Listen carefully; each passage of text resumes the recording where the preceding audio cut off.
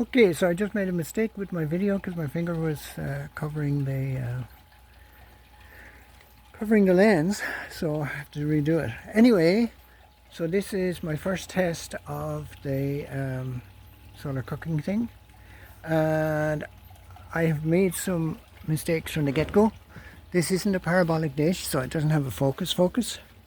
It's a tighter curve, and the focal area is from here to about there. So I have made a mistake. I should have put my holders for it down about here and down about there, because this is where the focal area is. But nonetheless, it gets it's probably 55 degrees in there now, even though it's not in the correct spot. And I shall just, sorry,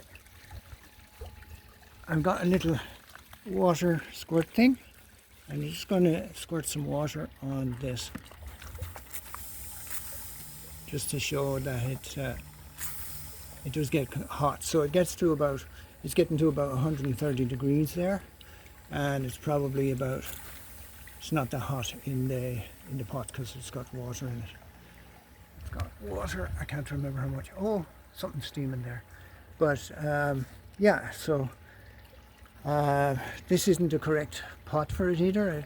I had a metal pot, but I discovered there's a little leak in it, so I have to get a new pot for there to make it work.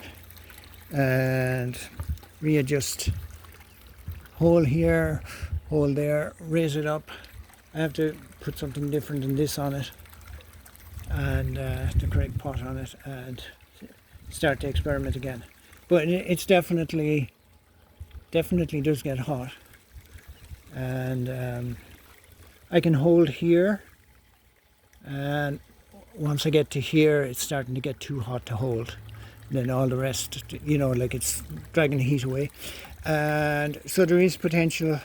This has a pipe here, so there is potential just to have a dome here around, say, a cylinder here, and just pump air through, so suck air down, have a fan, and use the heat from this, which is you know, maybe 300 or 400 watts, directly to heat air to dry things. So there's lots of things potentially to do with this thing. Thank you.